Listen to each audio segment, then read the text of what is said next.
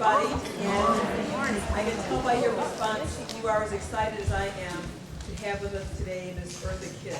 We are so thrilled and delighted and honored that she's able to join us, and I would like to welcome you, Ms. Kitt, and I'd like to welcome all of you and thank you for coming to our program today. My name is Rita Goldner. I'm the chair of Drama and Dance, and it's my pleasure to welcome you and just to kind of give you an outline of the program today. Ms. Kitt is in town performing in the production of Cinderella, which will run until through Sunday at the Fox Theater. So everybody's encouraged to go, some of you may have gone already. And we're just delighted that she was able to take time from her busy schedule to be with us today. We will begin with an introduction by Ms. Karen Kendrick, who graduated from the drama department in 1998. And after that, then Dr. Beverly Guy Shefdahl, who's the Anna Julian Cooper Professor of English and the Director of the Women's Resource and Research Center here at Spelman College, will moderate questions and answers. So with that, let's welcome Karen Kendrick.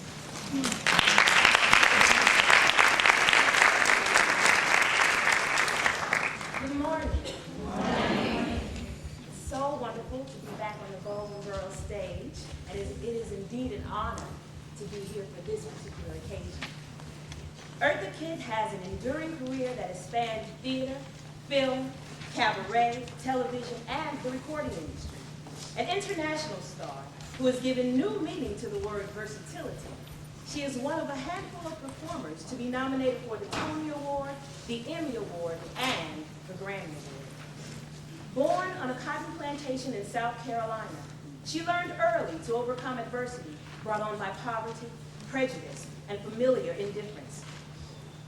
After being given away by her mother in the South, she was sent to live with an aunt in Harlem at the age of 8. It was in New York that her distinct individuality and flair for show business manifested itself. Miss Kitt got her start in the business quite accidentally. At the urging of a friend, she auditioned for and was awarded a position as a featured dancer and vocalist with the famed Katherine Dunham Dance Troupe. Before she was 20, she had toured with them all over the world. While the Dunham Troupe was performing in Paris, she was spotted by a nightclub owner who enthusiastically signed her for her first cabaret performance. Having become one of Dunham's star performers in no time, she decided to leave the company. This appearance led to numerous engagements at Europe's finest clubs, where she met one admirer, Orson Welles. Dubbing her the most exciting woman in the world, he signed her to star with him as Helen of Troy in his acclaimed stage production of Dr. Faust, which opened in Paris and toured Europe. Miss Kitt made her Broadway debut in New Faces of 1952. Other stage appearances include Mrs. Patterson, for which she received a Tony nomination, The Skin of Our Teeth, and The Owl and the Pussycat. She received her second nomination for her starring role in Timbuktu. Her film roles include Boomerang, St. Louis Blues with Nat King Cole, Anna Lucasta with Sammy Davis Jr., and television appearances include The Nanny, Living Singers, and of course, Batman as the infamous Catwoman. She is presently in Atlanta performing at the fabulous Fox Theater in the national tour of Cinderella. Please join me in welcoming this global icon to Spelman College, Ms. Eartha Kitt.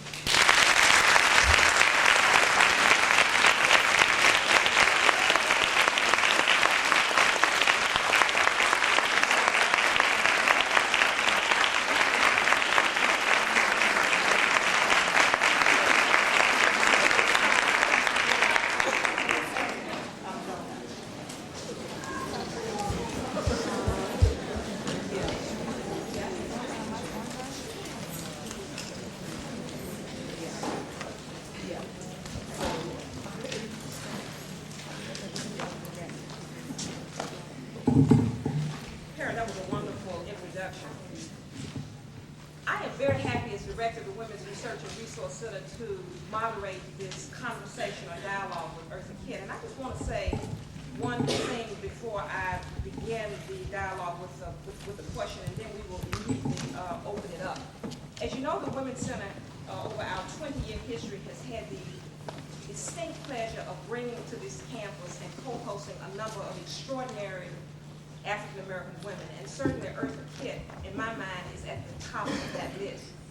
She represents and embodies, as far as we're concerned, one of the most extraordinary things about being African American and female, and that is that she is her own person. She remains unbought and unbossed, if I can borrow from Shirley Chisholm's autobiography of 1970. And for me, I would like to just say thank you, Eartha Kitt, for being such a role model for all of us, women and men in this audience.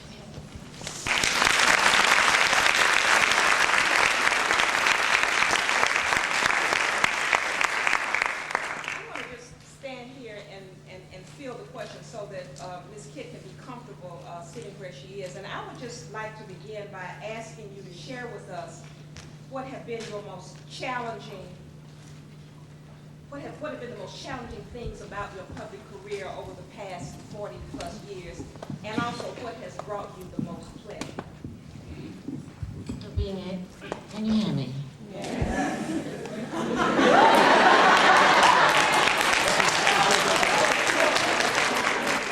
I don't see enough men in the audience to say, Marcus, darling.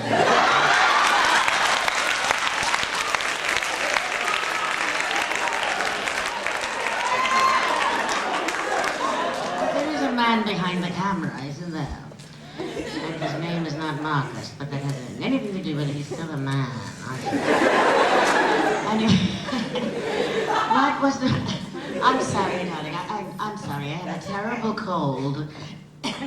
My head is very discombobulated, but who cares?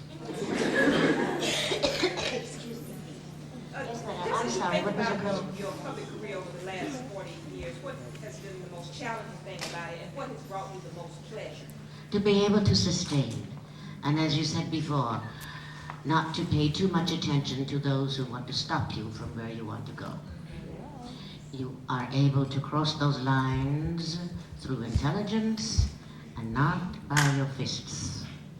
When they least expect you to move, that's when your wit comes to fore.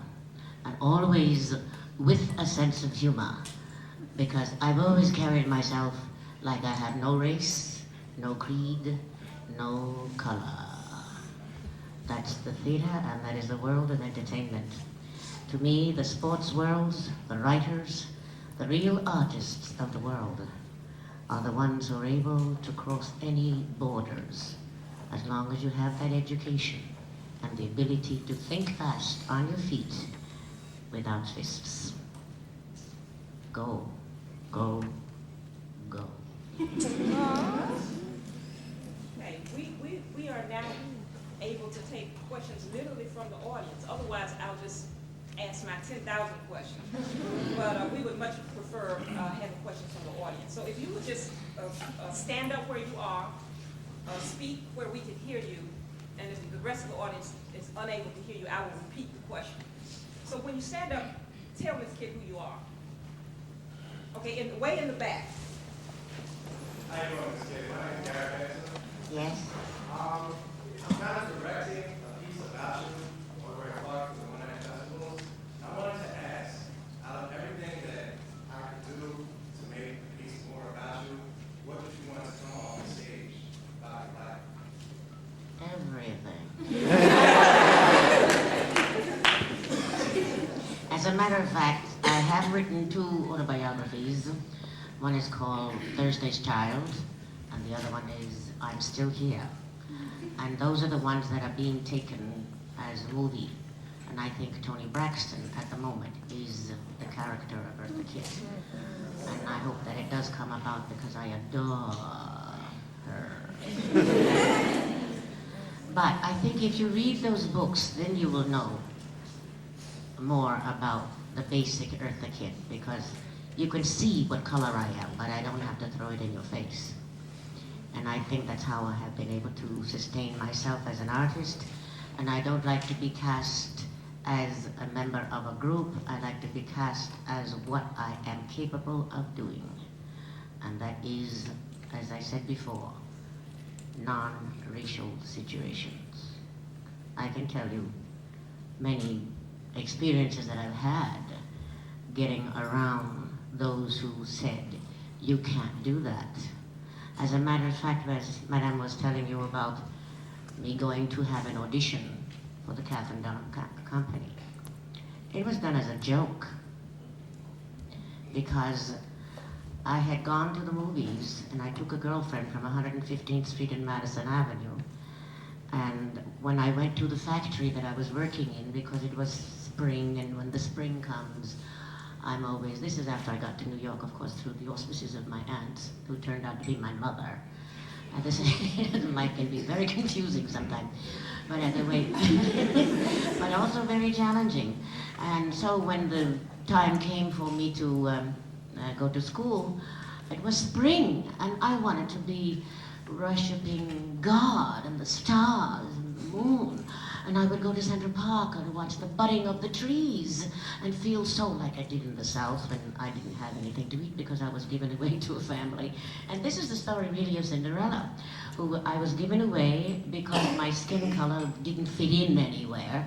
And they said that my looks didn't fit in anywhere, so nobody wanted me. So I became the work mule of anybody whom I was given to the families that I was given to. So here I am, brought to New York, and I'm sitting in Central Park in the spring, watching God do his thing. And I realized that I had been working in this factory, and I had a few pennies coming in. So I went to the factory, and the girls in the factory, it was a Saturday, and the girls in the factory said, "Oh, Eartha, you're going to be fired. You are not going to keep this job because you're never here. When the spring comes, you get so romantic and you're gone." Oh. So I said, "I don't care," having no idea what I was saying, what I was talking about. But, you know, I'm very shy, believe it or not. But and very introverted. But you know, as Freud says, if you're an introvert, then you're more of an extrovert because you're hiding the fact that you're an introvert. But anyway, that's not my point. Excuse me, I have to cough. But anyway, as I'm saying, I don't care. One of these days I'm going to go around the world. I'm going to join the Catherine Dunham Ballet Company, and I'm going to go around the world. But I had only seen Catherine Dunham in stormy weather just a few days previous to that. So here I am telling the story. And then as the man hands me my few pennies, I took the few pennies and I was leaving the factory saying, "Babaloo, I Babaloo, Shamba,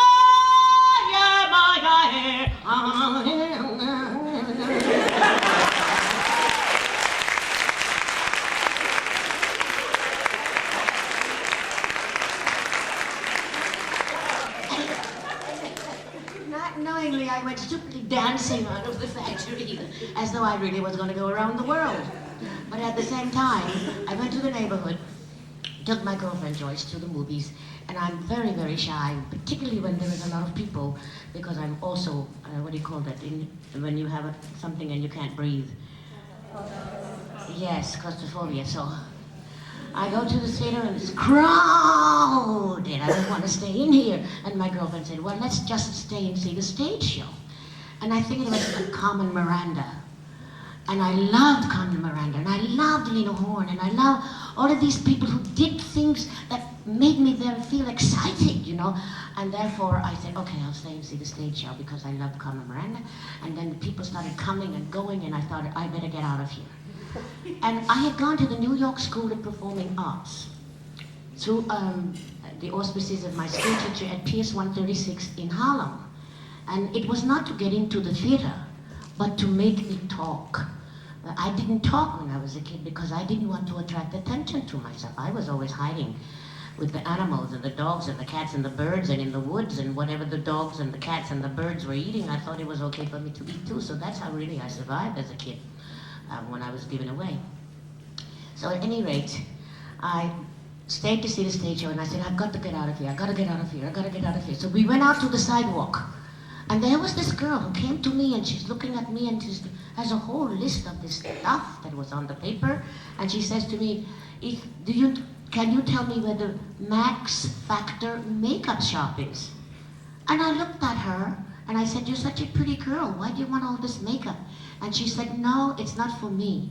It's for Catherine Dunham. Click.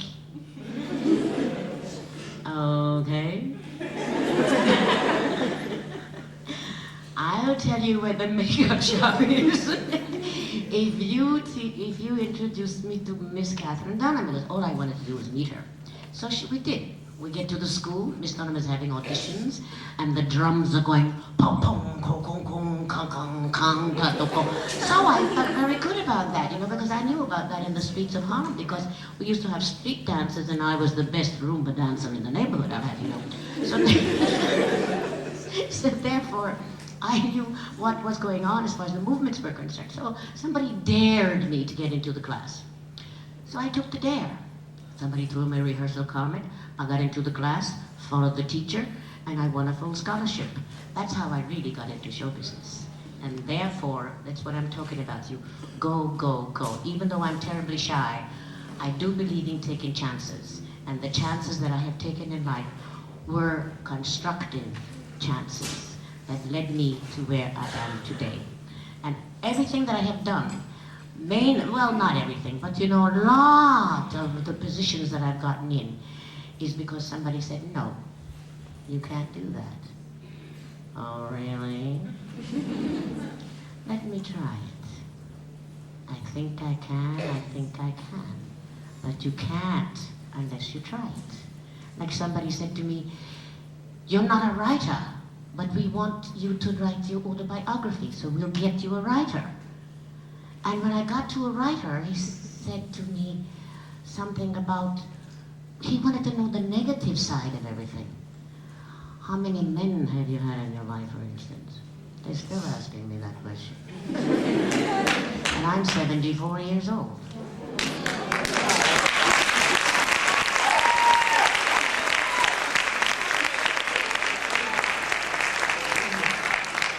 So when they started asking me the negative questions, I had a feeling of what they were going to really take the side of Eartha Kitt as. So I said, I think I'll do it myself. And I did. Wrote it exactly as I felt, told the truth all the way down the line.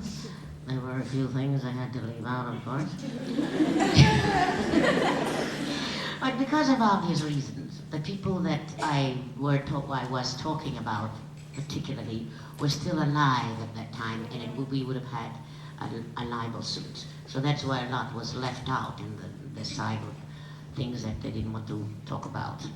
But Thursday's Child was written by my own hands in my dressing room, theaters, nightclubs, wherever I was, and it became a bestseller. So you take your chances and go, wow. Let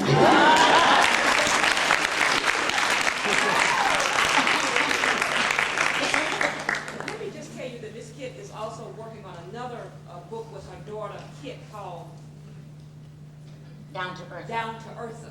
Her name is Kitt too. Right. Kitt Shapiro. So she married and she has 2 children. But I have a book now that's coming out. It'll be out in May, actually, called Rejuvenate, It's Never Too Late.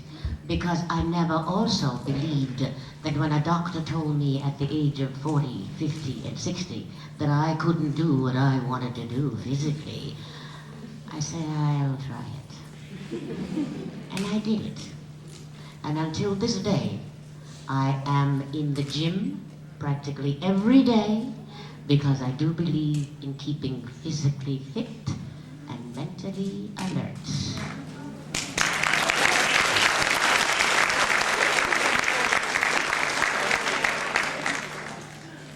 Say another question?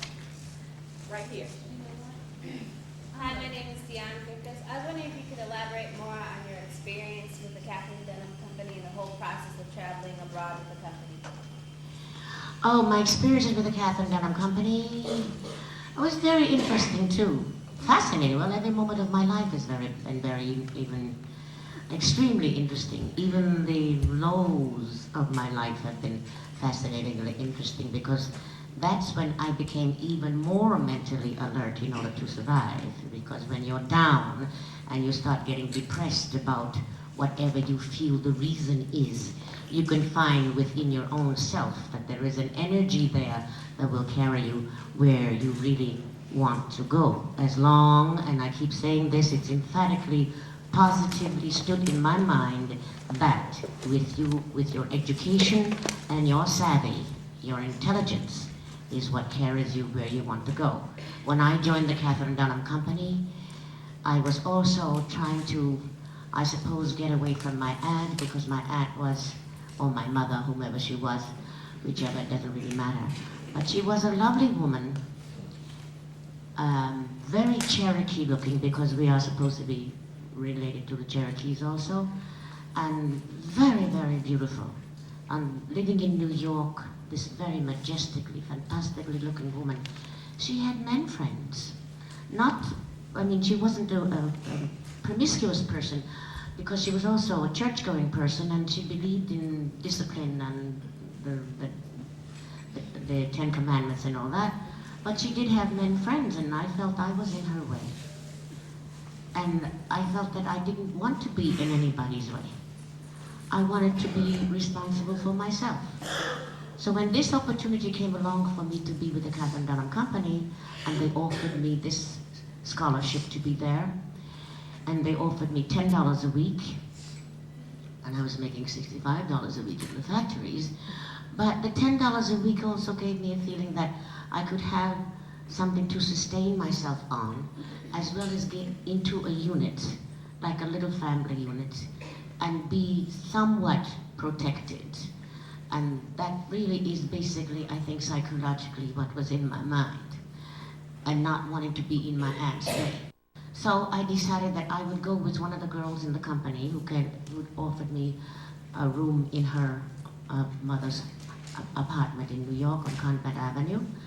And I paid $5 a week for the room, and the rest of the $10 I lived on. And it was $5. With that $5, I bought a piece of pound cake and a glass of milk in the morning to go to the school, to dance classes, and it was from 10 until 5 in the school you could go. Or you could stay there until 10 o'clock at night and learn other subjects like drumming and seamstressing and all of that sort of thing. So with 5 cents, 10 cents going to and fro on the subway, 5 cents for a glass of milk, and 5 cents for a piece of pound cake.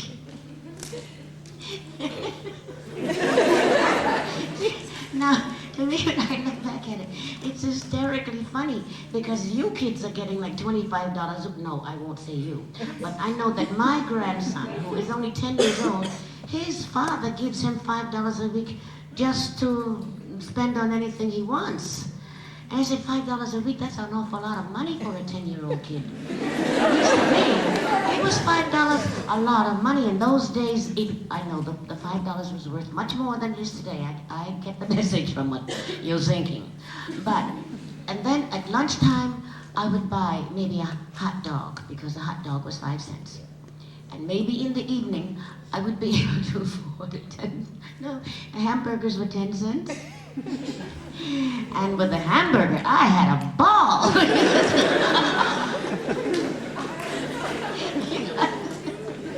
So somehow or other, as I'm trying to say to you, we do manage. Now in the school, we had ballet from 10 o'clock until 11 o'clock.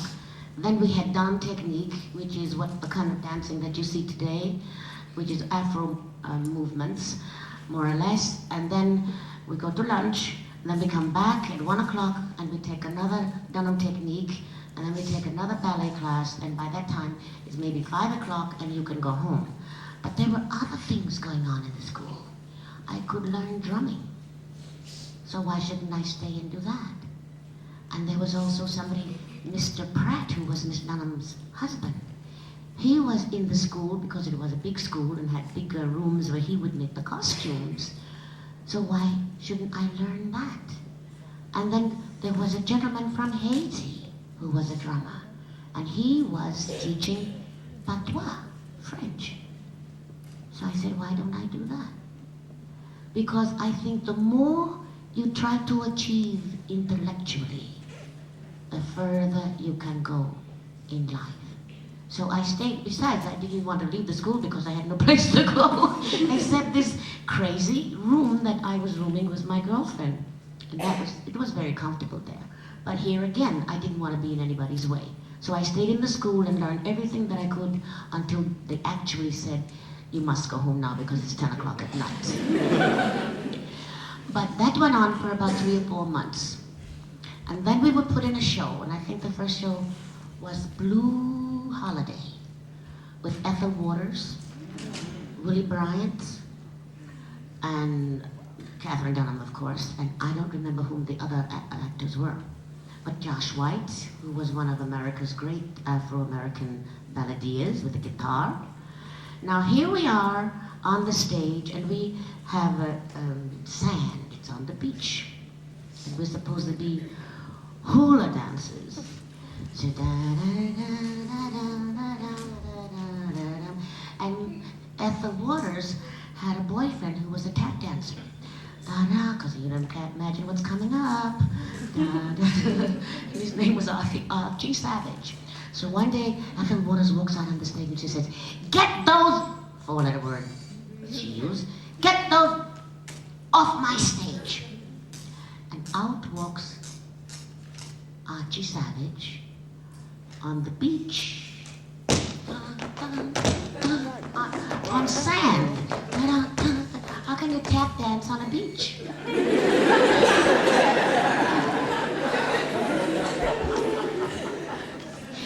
But it was her boyfriend, so so he got the job. They scraped a lot of the sand to the side so that he could have a little platform to do his tap dancing on. And I'm quite sure that's where the sand came from. You remember that kind of dance? No, you kids are too young, you don't know what sand is. And therefore, that was my first Broadway show. Now, I get $45 a week. Now you have to join the union, because you don't get a green card to be an equity card for the theater unless you are a union member. So now, say, I think they took out like $5 or $10 a week for the union until it's all paid up. And you pay your taxes. I think there were taxes at that time. This was about 1944, 1945. Anyway, I went out with whatever was left, and I remember it was Crawford Department Store. And I bought the most marvelous suit you ever want to see in your life. It was gray, with a skirt that matched, and a lavender blouse, and high-heel shoes. And I was it. Hair coiffed back. Not too much makeup, because I never believed in makeup at that time. I'm only having this on because I'm being photographed over there. But at the same time, always very simple, but very chic. But now, by the time I got through with the $45, I didn't have any more money, except I did save money for enough for my room and enough for me to sustain myself for the rest of the week. And then Catherine Dunham, we did another show called Carib Song with Catherine Dunham, and it was about Haitian voodoo priestess. And that was fascinatingly interesting, because now we had to learn about the voodooism of the Haitians, which to me is a fascinatingly interesting subject. And therefore I learned voodoo, but I don't use it unless I have to. And I'm a good voodoo priestess, believe me. I only do good things, nothing bad. I only play the bad characters, I never exercise it. But anyway, from there we went across the country. My aunt is looking for me, I found out. And I didn't know if I should answer her and let her know where I was. But somehow the word got to me that she was looking for me. And I thought, oh, how wonderful. My aunt is looking for me, she cares. And therefore, I think I communicated back to her to let her know that we were now in Mexico. But I had learned Spanish on the streets of Harlem, 115th Street and Madison Avenue, where the Puerto Ricans, Cubans, it was the most international group of people, I think, at that time, living in New York City. And therefore, everything that I could learn from the street, too, is what I picked up and kept a hold of, because you never know when you can use it.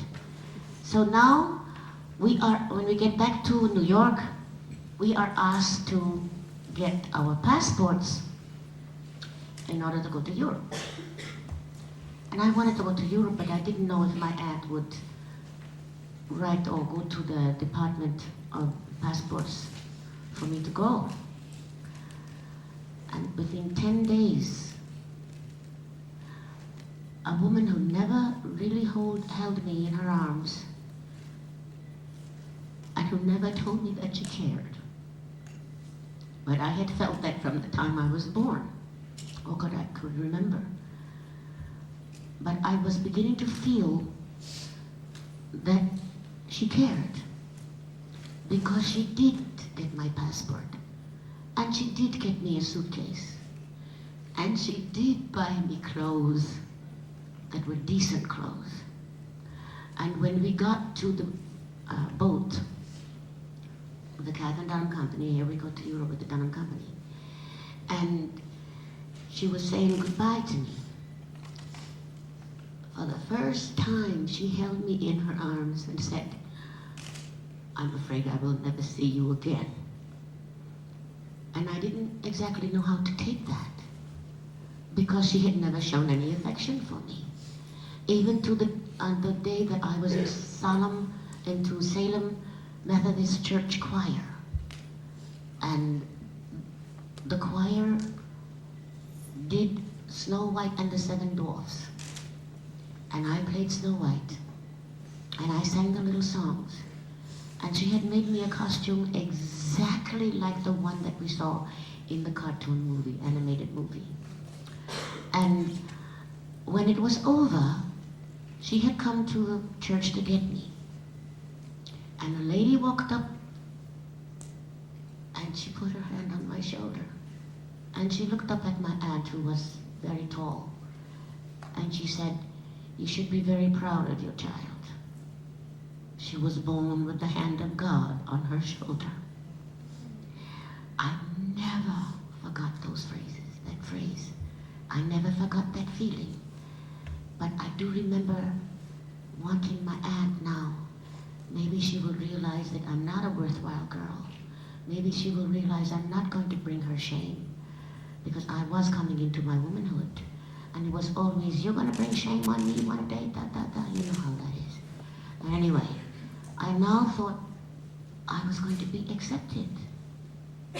And she was going to realize that I'm something of value. She didn't say one word. She walked out of the church with me behind her, and we were living at that time 127th Street and 7th Avenue. And I was running behind her, trying to take her hand, because now I thought we have communication with one another, no? No. She never even held my hand. And until this day, those words that she said to me on the boat, "I'm afraid I will never see you again," after I became a star in Paris, she died. And she was right. I never saw her again. And until this day, I am still with remorse in my heart that she is not here now for me to show her that I'm not a bad girl. I am a constructive person. I'm a positive person. And I wish you were here so that I could show you that. I could show you my value. And now I can be responsible for you. But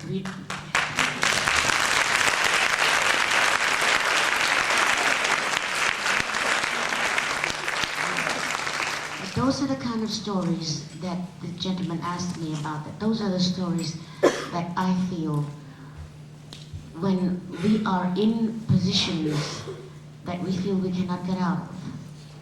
And nobody cares, we feel. I have always found that when people saw that I was trying to help myself, I always got a helping hand. Because I always felt I had to earn it, no matter what it was. And I washed dishes too, because life wasn't always with the $5 in my hand. So whatever job I had to do in order to survive, I've always felt it was an honorable position to be in. Now in Paris, when Miss Dunham also told me after I went to a dressing room and asked her if I could try myself out in a cabaret there, because a cabaret who had seen the show saw or heard me singing in Spanish. So they asked if I could replace a Cuban singer. So I went to Miss Dunham because they didn't need me until 11 o'clock at night, because the show that they wanted me to do went on about 11 o'clock, 11:30 or 12 o'clock. So I went to Miss Dunham and I told her the situation. I'd like to try out my own wings after our curtain goes down. She waved a finger in my face and said, "Don't you dare leave this company. If you do, I will see to it," and this is also her representative who came after and said the same thing to me with a finger waving in my face. "If you leave this company, we will see to it that you will not only not be working in France, but all over Europe, and also in the United States of America." I took the dare.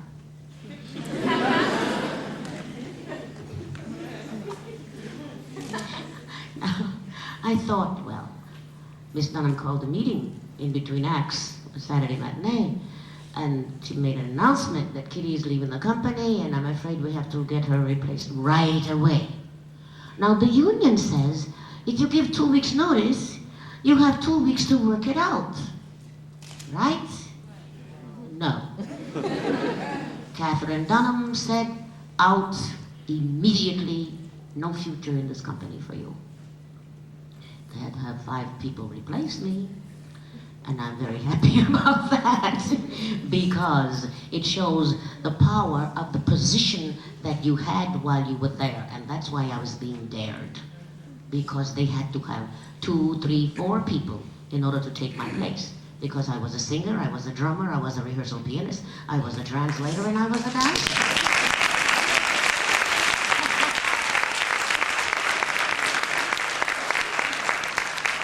So now, what am I going to do? I have no act. So I go to the club and I tell them I'm ready. But I bought, I think it was, at that time it was 350 francs to $1. So I borrowed 35,000 francs. And I bought a piece of material, silk of course, white, off-white, yes.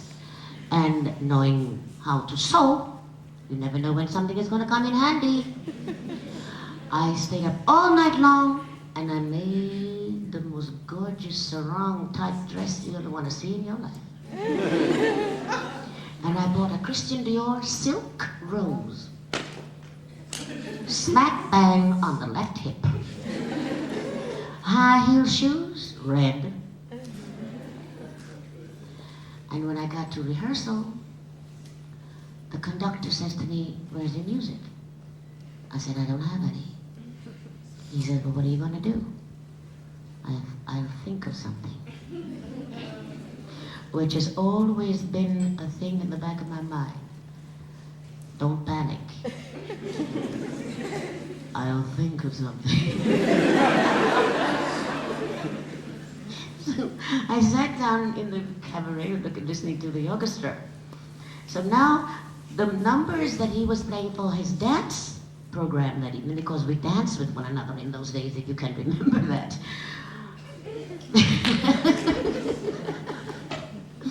I recognized some of the songs that I knew. So when he finished his rehearsal, he turned around and looked at me and says, "Okay, what are you going to do?" I said, "I'll tell you what. I know that song, that song, that song, that song, that song, that song. You take that out of your dance repertoire, and that will be my act." And he agreed with me. And I mean, yes, he was okay. Comes the night. This is the first time I've ever done anything in my whole life all by myself. So, I'm in the dressing room. Scared to death. And it's time for me to go on. So I go to the edge of the stage, and the audience is out there. Excuse me, I don't mean to put my hand in your face.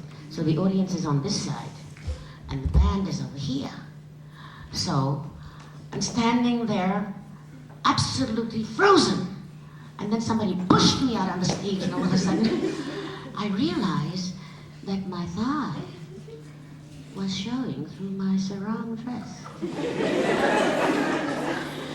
But so, instead of walking out on stage like this, I walked out on stage like this.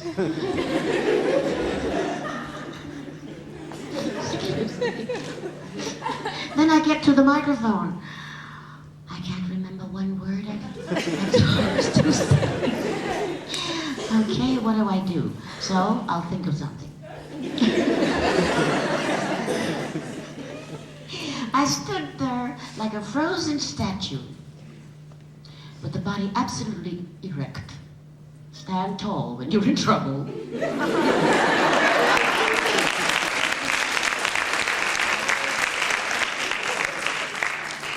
And think fast.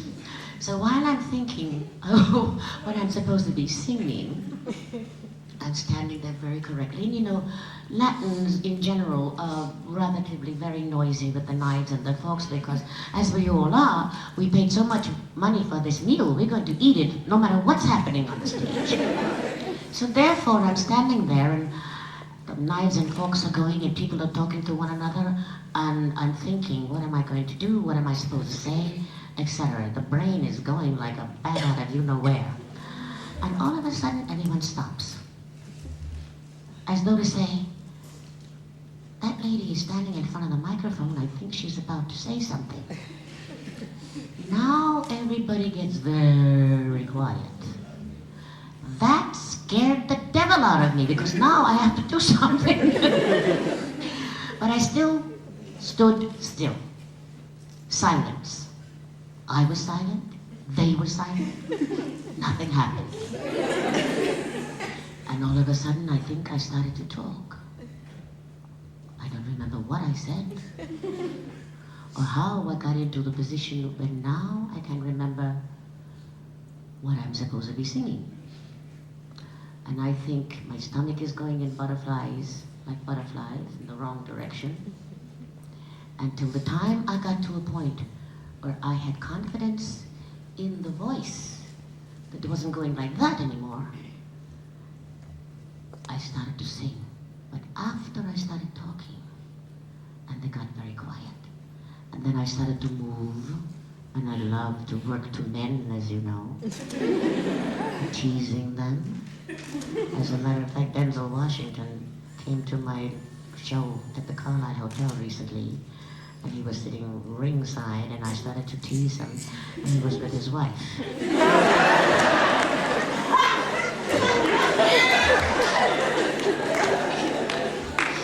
But I know I'm jumping the gun, but at the same time, that I don't know even to this day what I sang, what I did, or how I did it. But the fact that the newspapers the next day, headlines, the most exciting thing that has happened in Paris in 25 years was Eartha Kitt.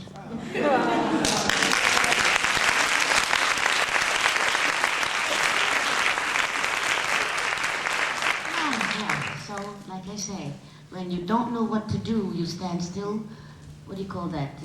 Calculate yourself while you're thinking of what you should do and go forwards with intelligence. Because I had to take the time to realize the whole body and mind must be working together, not separately. For instance, if you want to sit down in a play, even if we're going to a room where I am just going to be getting acquainted, I never look down at the chair. I find it with the back of my legs and I sit, rather than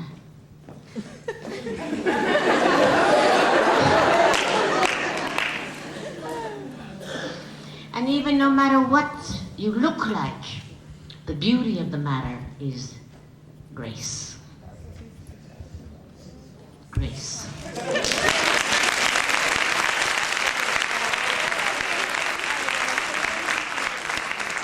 this club is where Orson Welles saw me. I didn't know that he was coming into the club every night. And sometime later on, my aunt had died, so I came back to America to take her down south, where I was born, St. Matthews, South Carolina, take her body. And you know, I was dressed like Vogue in my costume, first class ticket. And that man came to me and told me I couldn't sit there. I pretended I didn't know what he was talking about.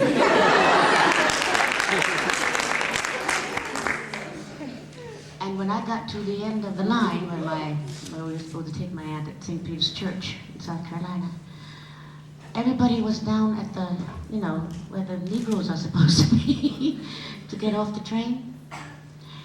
And I got out of first class. And then everybody went, ooh. She has broken the law. So I broke the law. And I think any law that is a stupid law to me, I'm entitled to break.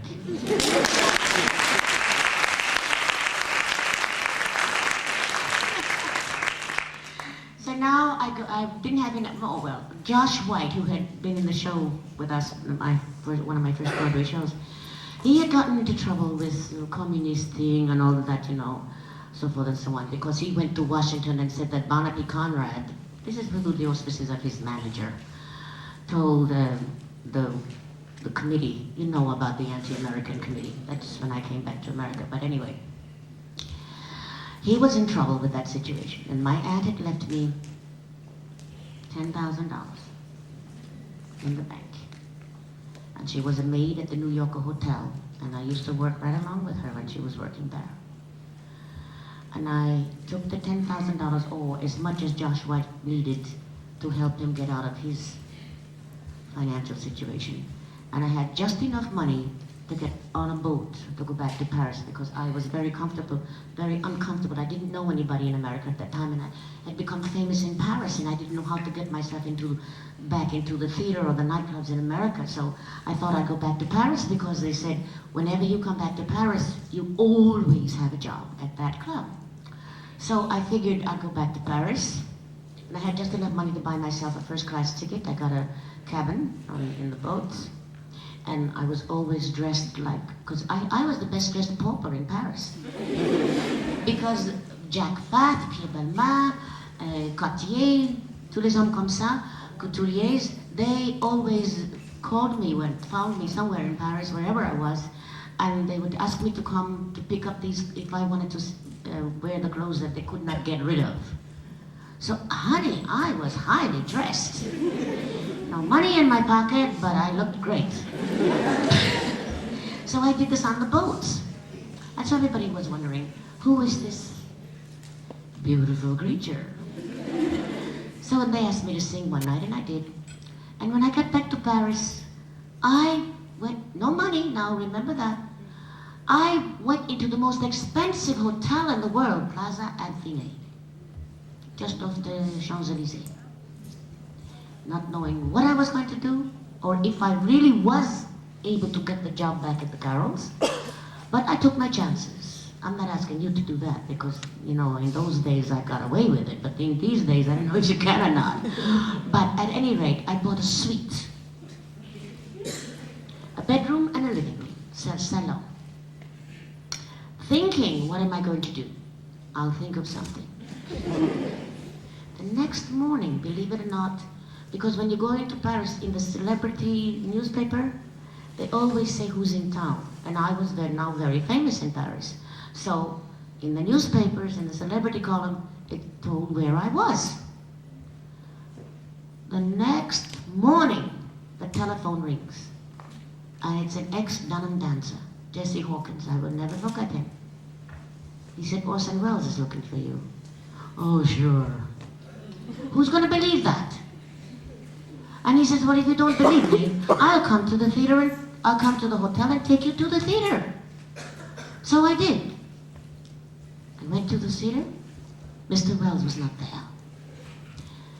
thrown out of the theater. It's all cast, the part is cast, no more casting, da da da da. Nah, I get hurt very easily.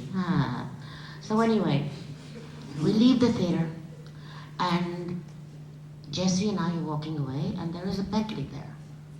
And I recognize, I remember the man, but I don't remember didn't see what his face looked like. But he had on a derby hat, you call that? And he was leaning on a cane in the front of this Bentley, in the passenger side. And I could feel him looking at me. And all of a sudden he jumps out of the car, runs down to catch me, and he said, Miss, I know the part has been cast, but your face is so interesting. I wish you would come back and let Mr. Wells see you. I did. I go back to the theater, and Orson Welles throws me the script to read. In the top of the theater, like the pigeon coop. He sits me in the center of the room, and he walks into a corner and turns his back on me because he wanted to hear the sound of the voice. Now, I didn't know that. To me, you turn your back on me, and it's like you're being rejected, you know. I don't really want this, but I have to, and therefore, okay, let's see what you can do kind of attitude. So, I read whatever he told me to read, and he turned around and said, I don't know what I'm going to do. You have the part, but I have given the part to Suzanne Cloutier, and Suzanne Cloutier was a beautiful, blonde-haired, blue-eyed Canadian from Canada. And I had known her face. She eventually married Peter Ustinov. But he said, I don't know what to do, but I'll handle it. And therefore, I went home, back to my hotel, and he said, but in the meantime, this was like Tuesday of the week. And he said, but we opened Thursday. Which meant I had the challenge to learn this whole thing of the character between Orson and myself, whom I'm scared to death of anyway because he's such a genius. And here I was, this little kid, you know, to him. So I learned the part, and I came back to the theater the next day, and we went into rehearsal, and we opened on a Thursday. And no mistakes were made. Now, the audience is full of celebrities and important VIPs, and the play was that Helen is a student, as a young student, and the kids go to the museum and they're doing their history studies.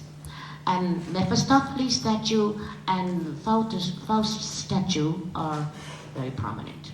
Now, as the character goes, the student always thinks in terms of what the history of these two people are all about. So she goes down to the side of the stage while the others have left, and she sits on the side of the stage thinking about Mephistopheles and Faust. They come to life, and he and Mephistopheles, Faust and Mephistopheles that is, walk across to the other side of the stage, and they sit down and they have a conversation. And then he says, I thought, Mephistopheles says to Faust, Helen, she was the most interesting woman of your life. And he starts to think, Helen, the face of 1,000 ships, make me immortal with a kiss. The student gets up. She comes and sits into Orson Welles' arms. The audience is there. He's holding me like that, and my face is back to the audience. Make me immortal with a kiss. And he kisses me. Crunch. Right into my bottom lip goes his teeth.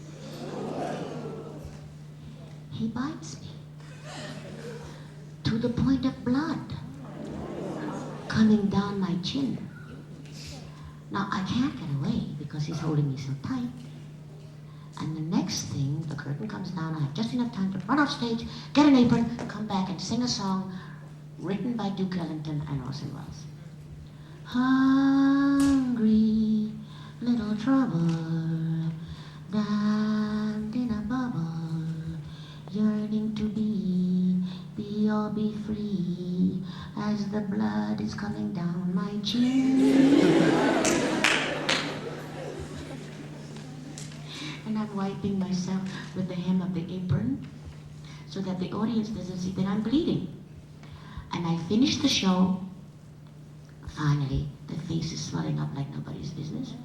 So instead of letting the audience see that my face is swelling up, mainly on the left side, I just keep talking like this, walking from Orson to this side, to the other side, without having my face absolutely showing from the left side. When it's over, I run to Orson Welles, I'm hitting him in his breast and I'm saying, "Why did you bite me?" I got excited, he said.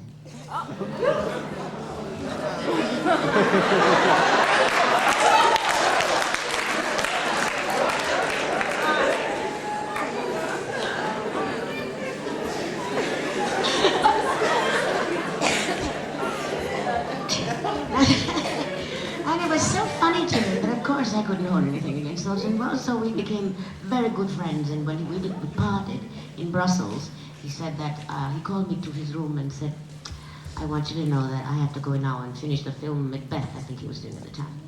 "And when I'm finished, I want to have you come back and we'll work together again."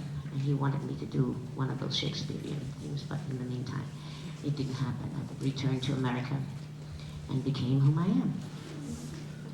In my experiences with the Catherine Dunham Company, whenever Miss Dunham, even though I didn't like what she did to me, because one day she said to me, "Kitty, you will never become anything because you've got too much excess baggage," which meant I've got bosoms, and I had long hair, and she is the opposite.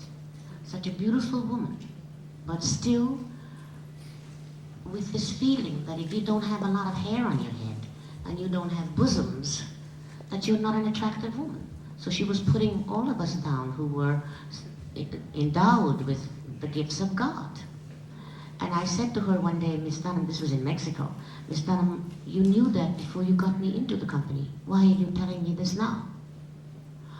I'm telling you that particular area of Miss Dunham's experience and our meet together is because even though I did not like what she did, me, personally, putting me down all the time, I loved what she did as a ballet company. It was the first Afro-American ballet company in this country, and we were internationally known. And the thing that I regret about it is that she never taught anyone to take over for her. So the Dunham technique is locked up somewhere, maybe in somebody's mind. I think Avon Ailey probably had the best some of her repertoire. But there was never anyone in that company that she allowed to take over for her. But whenever she got into trouble, I want you to know, financially, I was always there. So when she got stranded with the kids in Palm Springs, like she did with us in Rome and in Mexico, when we didn't have anything to eat, and it's a good thing that we were decent girls because any one of us could have been street girls at the time because we were getting so hungry we didn't know what the hell to do with ourselves. But I did know Spanish, so I could beg. And brother, believe me, if you want to beg, you learn Spanish. But until this day, Miss Dunham is out there, and I'm still trying to help as best I can. Because whatever you get out of whatever it is that makes you become positive, even the negatives can make you positive. And that's when I say, I learn more, because now I have to be more alert, more intelligent, more aware, and more witty, because I have to survive.